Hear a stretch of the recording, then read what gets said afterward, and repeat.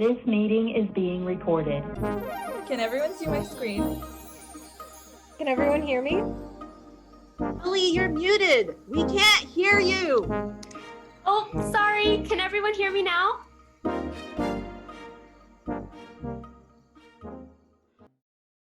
Hello and welcome to another episode of Politics Under the Microscope. We are joined today by Reverend Diann Holt, the Executive Director and founder of Durham's Maternal Stress-Free Zone, a nonprofit organization centered around providing maternal support with their birth plans.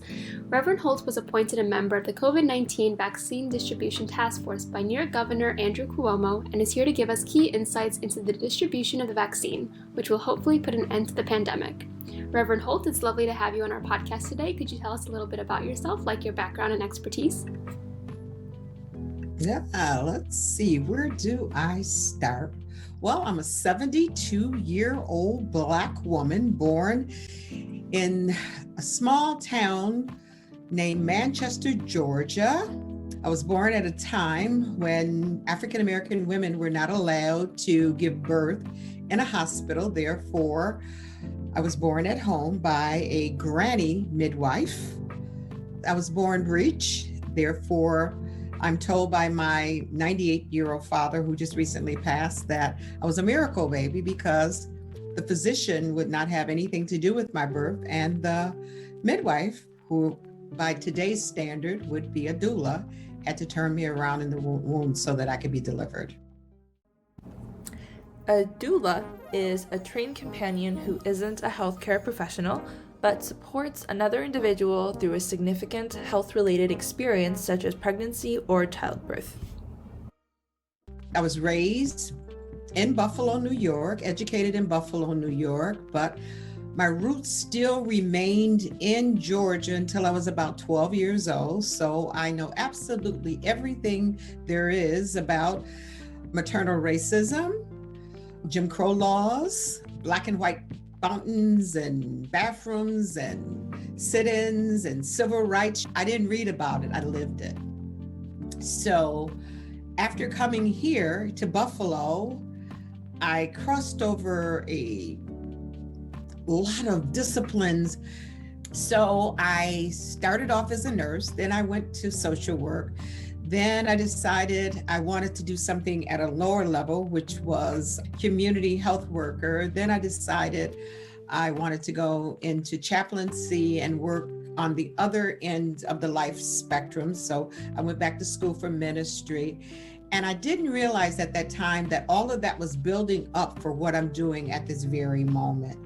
I'm told that I work with those from the womb to the tomb, that I work with individuals who are birthing and individuals who are dying. So I have a broad spectrum of gifts that people have given to me by listening to their stories at the time of them giving birth or at the time of them transitioning to wherever it is that they believe that they are going.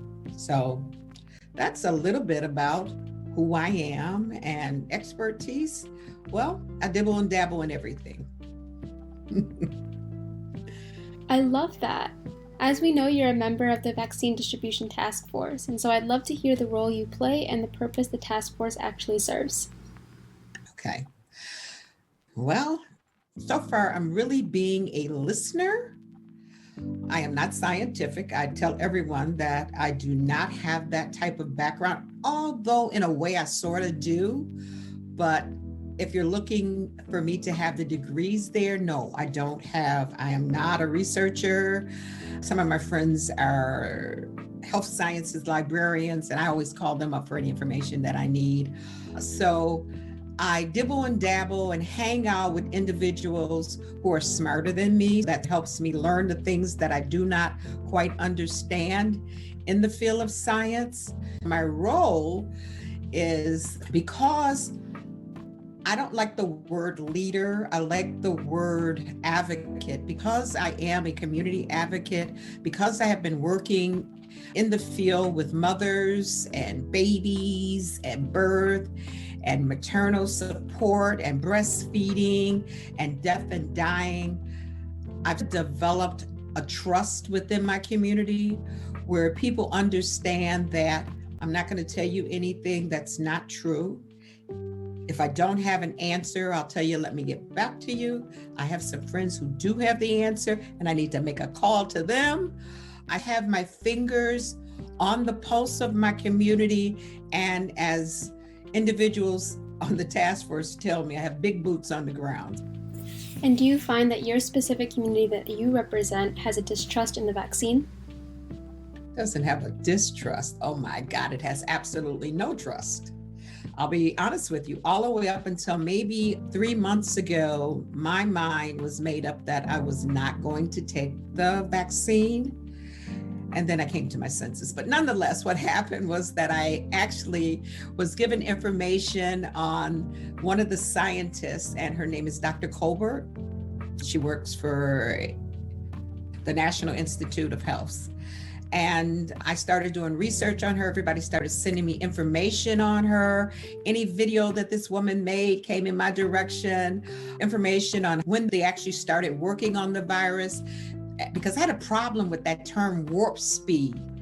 How are you going to do something warp speed that takes years to develop? That made no sense to me, and it made absolutely no sense to anyone in my community. So we were like, yeah, they can give that to somebody else, or we're not taking it.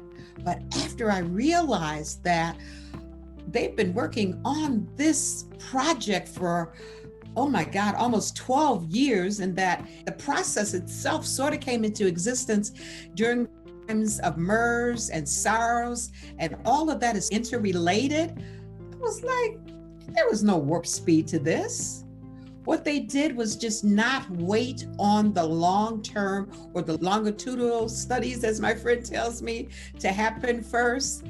So with that being understood, now I'm willing to take the vaccine myself. And I did take it. I had an opportunity to take the vaccine, which everybody was surprised because I have what they call needle fear.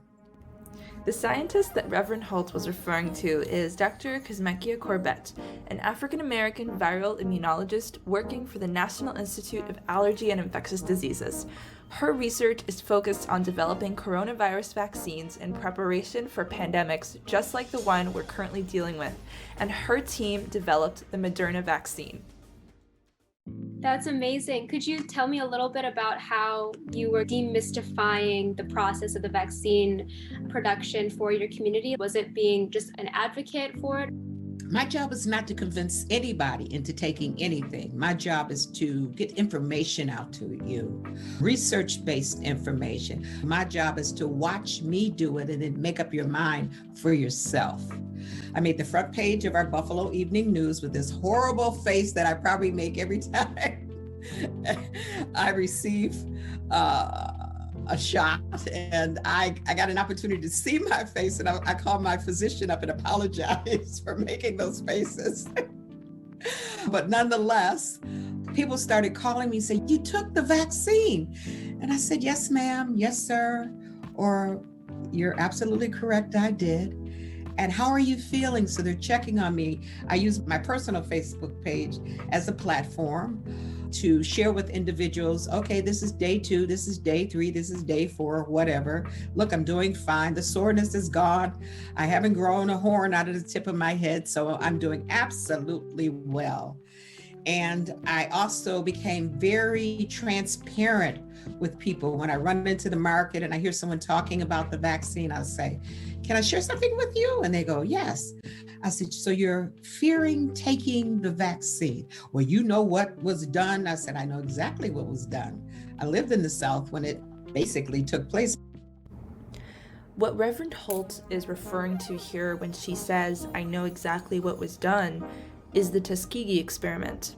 Started in 1932, the intent of the Tuskegee Experiment was to record the natural history of syphilis in African American men over 6 months.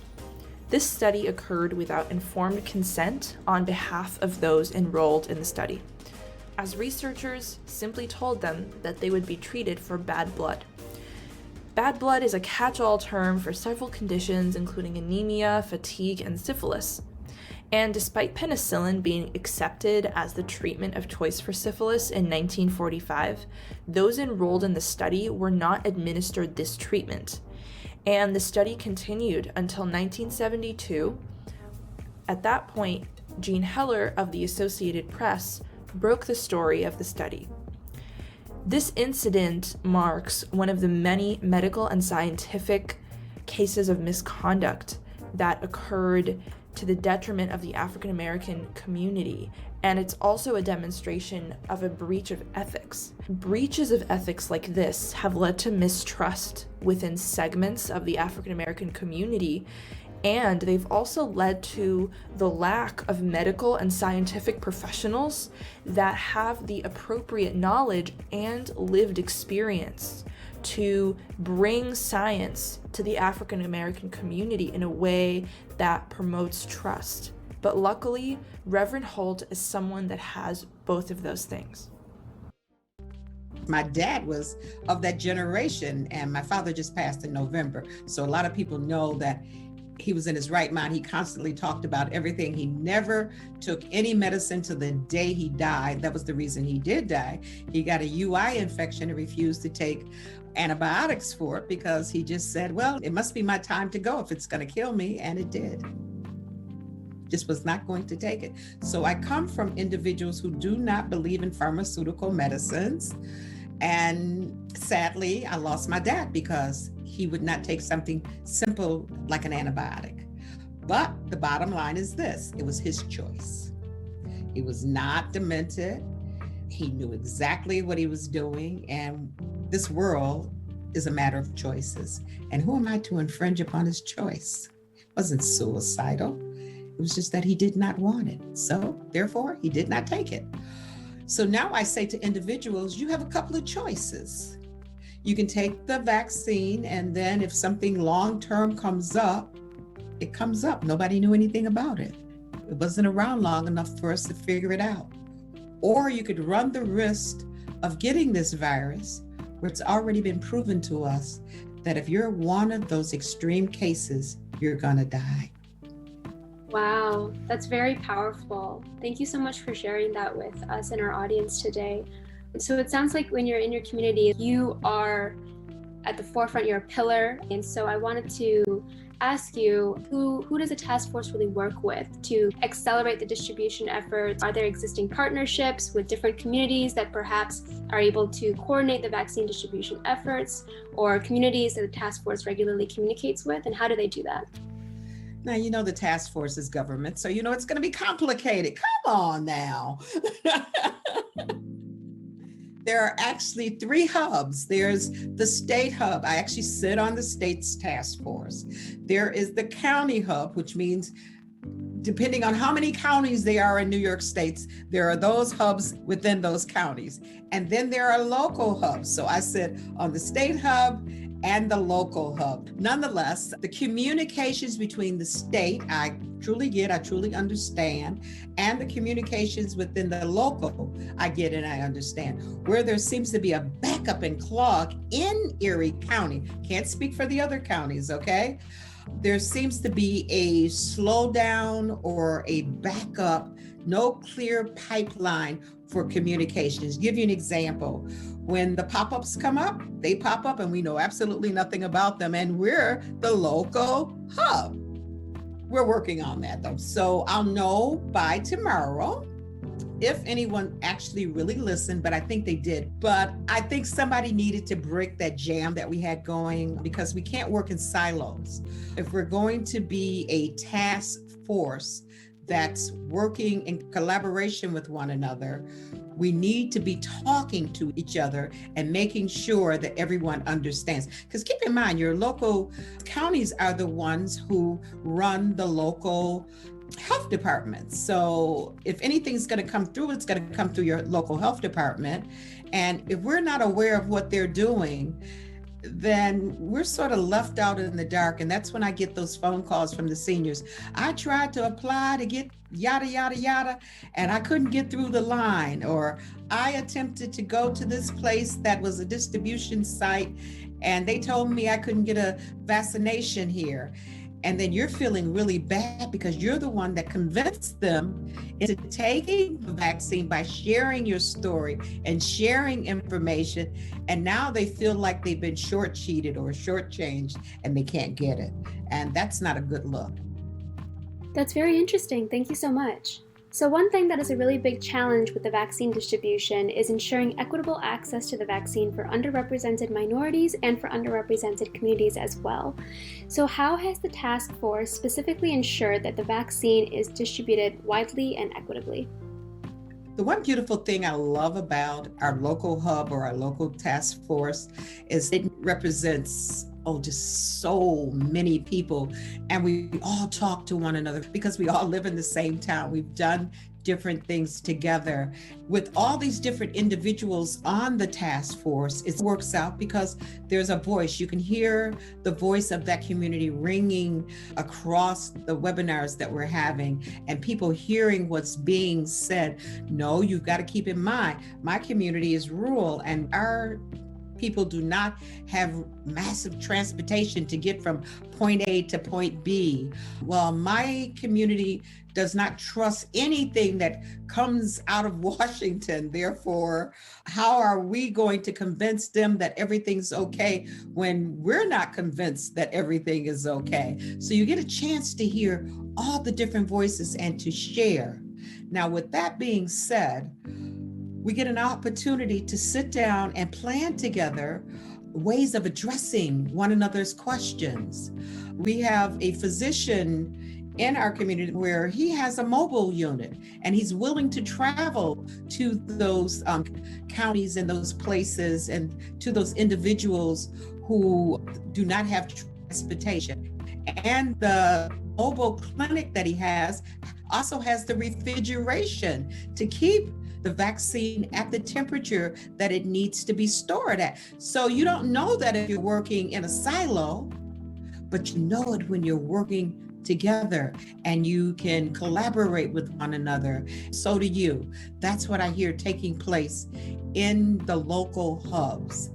Is it working? Yes, I believe it is working because I see people who probably would not have connected with one another connecting because they see that they can meet a need in a community that's not theirs. So I think it's absolutely beautiful. To give an example, I went to the West Side. I got on the wait list. I was there for almost 7 weeks before they got to my name to receive the vaccination. I wanted to make sure that when the pictures were taken, that the pictures of the center that I was in was there, which shows that ethnic groups, regardless to where you are, if you get on that wait list and you're willing to do the wait, that you're going to receive the vaccine when your name is reached. Like I tell people all the time, I didn't skip anyone. Reverend Holt makes a critical statement about the power of people who come together to address the unique needs of their communities with differences aside. She shows us that equitable access to the vaccine requires communities to come together, assess each other's individual needs, and collaborate in compatible, synergistic ways. Incredible. First of all, I'm 72. I'm African. I meet every criteria that was set by the state. I have comorbidities, you name it all, I got it. But I wanted someone who knew me personally, who knew my background, knew my condition, and had the equipment, the oxygen, the EpiPens, the medical background. So if anything happened to me personally, that person would be able to respond to my need. That will not happen in a drugstore. Yeah, for sure. And just to follow up on the example that you gave with the physician actually going in a mobile clinic to reach more rural communities, that seems to be a very individual action. Are there any programs or initiatives that perhaps execute that idea on a grander scale and involve more people into that kind of plan? Because I think that's a great way to reach more rural communities who are not able to transport themselves to clinics that are handing out the vaccine. Absolutely. The governor is setting up mobile units. The bottom line is that the trust is growing within the communities that distrust. Don't expect it to be quick or swift because it's just not going to happen. We've got to chop through too many different layers for that to happen. And generation by generation, the younger people have their reason for not trusting, and the older generation definitely has their reason for not trusting. Absolutely. I'm going to transition it now over to Nina, who will be asking you very specific questions about your background and questions about the distribution of the vaccine. Thank you. Reverend Holt, thank you so much. That was absolutely brilliant. You're an ordained elder in the AME Church, as well as a nurse, a doula, a health educator, and a community health worker. Just naming a few of your specialties, because you have many things that you're particularly adept at. And you worked for the New York State Office of Children and Family Services for over 2 decades. You have an extensive range of experiences personally and professionally, and this gives you an intimate understanding of the community that you're serving. Given your background in maternal and family planning, as well as your faith, what factors did you think about when distributing the vaccine to the community that you serve? It's real easy. That question is not difficult at all. First of all, you have to trust and believe in yourself. Trust and believe in your God or whoever it is that you give credit to. Thirdly, have faith. Fourth, trust whoever it is that has developed whatever it is that you're taking. And then once you put all of that together, then you have to trust the science. You have to do your own homework and trust the science. Because if all those things don't line up, then what are you trusting? So that's what I do. I take all those things into consideration when working with my mothers and with the children and, well, with the families, because we don't isolate them from their families. If you follow our old webpage, you'll see where we bring the entire family into our programs. Thank you so much. And that's such a wonderful and succinct way to approach it. It's February, and we're going on nearly a year since our communities began to address the COVID crisis. And I can imagine that for members of the task force, you all want to create an impactful and effective distribution plan. Because we're not members of a task force, we often don't think about the creation and the implementation of community strategies. And we don't think about the challenges that may arise from that. What are the challenges that the task force has faced in developing a vaccine distribution plan? Were there previous distribution strategies as the blueprint, or is this kind of a very singular situation? We're in a very unique situation. Something like this and of this magnitude has probably only happened with the Spanish flu, and they did not have all the technology and information that we have today. The development of an implementation plan is as diverse as all the communities that we're dealing with. You can't just develop a plan in Erie County, take it to Monroe County, take it to Westchester County, and then go all the way up to the city. It's just not going to work. That's why it becomes so important to have individuals who are from all of those different counties working on their own individual strategies and their own individual plans to meet the needs of their communities at large and on a simple one-on-one basis. If you do not have that going on, you're setting yourself up for disaster. Yeah, certainly. And I'm really glad you mentioned that, because I'd actually like to get a bit more into that concept. A couple of days ago, I was speaking with one of my friends, and we were chatting, and she was talking about the fact that her mother-in-law, as a child, there was a community vaccine distribution effort where members of the community would have a set time and place where, say, children, for instance, can be vaccinated against something like measles and rubella. And this is able to happen because of communities and local officials coordinating closely together to ensure that the maximum number of citizens were vaccinated as soon as possible. So thinking about our current system, we know that there are a multitude of factors which can impact the speed of vaccine distribution and how communities distribute their vaccines. So why are some states or communities able to vaccinate more people than others? What are the factors involved in the speed of vaccine distribution, and what policy changes do you believe can accelerate the vaccine distribution process? Well, if I speak for New York State, our greatest and largest challenge is lack in vaccines. So the biggest challenge we have at this point in time is that we don't have enough doses of the vaccine to do anything in an expedited way. The other thing that I look very closely at is that the amount of vaccines that we have received has gone to the communities and to the individuals who have been outlined by the governor with regard to first in line for their 1A, 1B, or whatever. And those individuals are the ones who are receiving the vaccinations in Erie County. The biggest problem is that we just don't have the vaccine. It's just not available. Now, we are working on plans so that when the vaccine becomes available, we can have many ways of making sure that the vaccine is distributed. Some of the ways have actually come out of the governor's office, and some of the other ways have come to us because locally we know what we need to do in our own communities to make sure that the individuals who should receive the vaccines do receive it.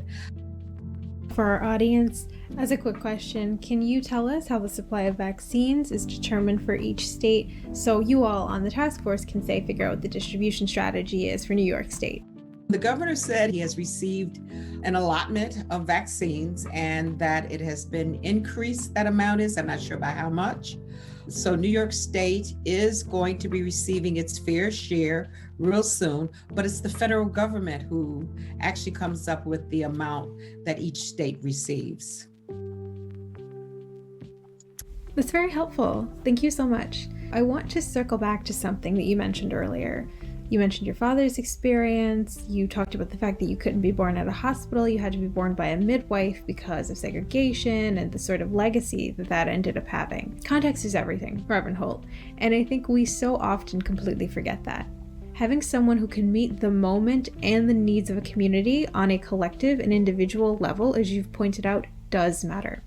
Recently, Pew Research did a survey and they found that 42% of African Americans would take the vaccine. Without proper historical context of scientific and medical racial abuse in this country, distribution efforts may not look quite as effective as they should be, because again, it doesn't take that into account. Can you talk a bit more about the importance of understanding specific communities when distributing vaccines? Why is it necessary for the task force to have members who work closely with varying communities, and what impact do you hope this has? I usually tell people it has very little to do with leadership. It has to do with trust. I can't say I speak for everyone in my community, but I can say that anyone who has come through one of our programs, they will tell you that maternal stress-free zone, whatever they tell you, there's truth in it. Trust Reverend Holt, trust Mama Di, trust Aunt Di. You hear them all saying Aunt Di, Mama Di. I'm everybody's relative. And I'll say to them, thank you, my babies. You know I'm not gonna lie to you. You know I'm gonna tell you the truth. You know I'm gonna have the information researched if I don't have the answers. So if I err, I will come back and tell you that a mistake was made. What I told you was not truth because what I received was not truth. Therefore, it's very important to have several, many, as many as you can, trusted voices in a community. Can't just be one voice, can't just be two voices.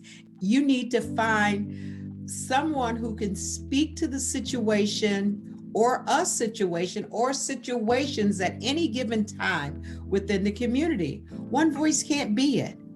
I tell people, yeah, my background is health, and I came out of that because what I realized was that when African American and women of color go into the hospital to give birth, they die at a 3 to 4 times greater rate than our Caucasian sisters do. And I'm like, what the heck is causing this? And then I thought about it for a minute. Bias is truly there. So I actually sit on a task force now with the state, and we're looking at medical bias. We're giving the mothers a voice to tell them what they experienced when they went into the hospital and gave birth to their children. We're giving the mothers an opportunity to vent. What Reverend Holt here is referencing is a persistent and often understated issue: maternal mortality in the United States. Per the Commonwealth Fund, the U.S. has the worst rates of maternal mortality at 17.4 deaths per 100,000 births than any other nation considered high income. Racial disparities play a factor in outcomes as well. In New York State alone, the maternal mortality rate for Black women was 51.6 deaths per 100,000 live births, compared to 15.9 deaths per 100,000 live births for white women between 2014 to 2016. Stark figures like this led to Governor Cuomo's creation of the Task Force on Maternal Mortality and Disparate Racial Outcomes. We had a forum with Albright Knox, which is an art museum, and they gave the mothers a voice over their webinar to share their experience with giving birth and problems that they're encountered. So I see my role in the community as a way of giving women that voice that nobody else will give them, and encouraging them to be that voice. I can't be your voice. You need to be your voice. I can speak sometimes for you, but they need to hear it directly out of your mouth. Thank you so much, Reverend Holt. That's absolutely spot on. And we really applaud you for not only being an advocate for so many, but for trying to help others learn to become their own advocate as well. Advocacy is such a powerful skill to have. Anybody can advocate for you any day of the week, but you need to know how to be an advocate for yourself when there isn't somebody who can be there to kind of bully the other people who may be bullying you. And it's important because not everybody feels empowered enough to speak up on their own behalf, or they don't know that they're being mistreated without having the right guidance as a frame of reference. To have somebody in the room, an elder, who's well experienced, who's seen the good, the bad, the ugly, someone well versed in everything guiding you, it's just so powerful, and it makes so much sense that you're not just a community figure and that you've transcended to be Aunt Di, to be Mom, and so many of these other wonderful honorific titles that we could only be so lucky as to have in this life. I would like to add one more thing. You made me think of it, the bully piece. I'm sort of a bully when it comes to New York State. That's how I managed to get on all those different task force, because I truly believe that we should have legislation that's passed or executive orders. That's how the doulas got back into the hospitals during COVID. Everyone was saying, oh no, they're afraid of COVID. And we managed to work with our mothers, and they allowed us to take pictures and videos. And we were able to show the secretary to the state that no, it was not COVID, that it was moms afraid of giving birth alone in the hospitals that was making them stay home last minute. But the governor came up with his executive order. No woman in New York State will ever fear giving birth alone. So doulas are allowed in with them. That is absolutely incredible, and such a good example of advocacy at work. Reverend Holt, I believe I speak for the rest of the Putnam team in stating that it has been a pleasure speaking with you. You've given us so many pearls of wisdom that not only we can employ, but that we hope our listeners are able to as well. And we hope that we here at Putnam and our listeners too are able to take everything that you've talked about, and that we're able to use that info in some way to help brighten the world as you do. Thank you so much for being our guest today. For those of you at home who are listening, please go to politicsunderthemicroscope.com, check out our resources page, learn a bit more about what you can do to become more engaged in your community and improve the world around you. This is Nina signing off. Thank you so much for listening, and we hope you enjoyed this episode. Nina, you've disabled screen sharing. Hey, I just made you co-host. I'm sorry, can everyone go on mute? I think someone's stuck in the waiting room.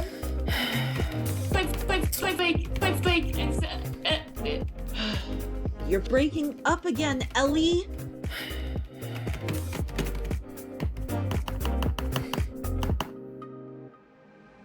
The recording has stopped. Politics Under the Microscope would like to thank Science Education and Policy Association for their support.